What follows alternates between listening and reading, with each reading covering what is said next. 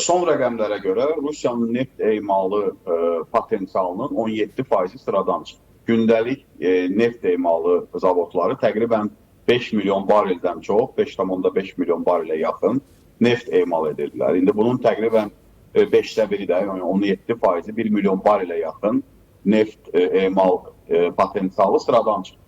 Bu da ona gətirdi çıxartdı ki, Rusiyada son 2 həftədə bu açıq aydın görünür. Benzinin qiyməti kəskin artıb. Yəni, ümumi inflyasiya rəqəmlərini 3 dəfə qabaqlayıb benzinin artım tempi.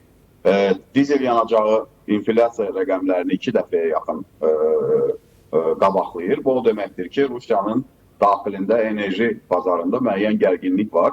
Bu da həm də onunla əlaqəlidir ki, Rusiyada bilirsiniz ki, aqrar ölkədir və dizel yanacağı payız aylarında 2 qat önəmə malikdir. Çünki əkin sahələrindən traktorların, kombaynların çıxması, kənd təsərrüfatında yığım işlərinin aparılması dizel yanacağına bağlıdır.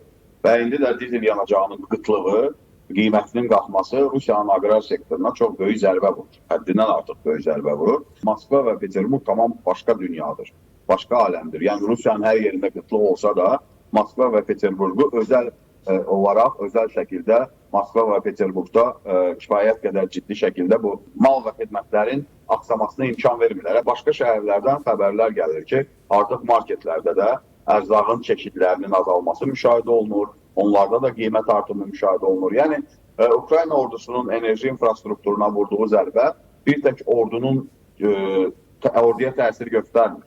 Həm kənd təsərrüfatı, logistika, ümumiyyətlə Rusiya iqtisadiyyatında ciddi bir mənfi effekt yaradır ki, və bu da artıq o dərəcəyə çatır ki, Rusiyada bunu gizlədə bilmirlər. Hətta təbliğatçılar belə, Salavyov kimi adamlar, başqaları bu məsələyə diqqət yetirərək müəyyən yetkililəri günahlandırırlar ki, nədən dronlardan Rusiya zavodlarını hələ də qorumaq mümkün olmur.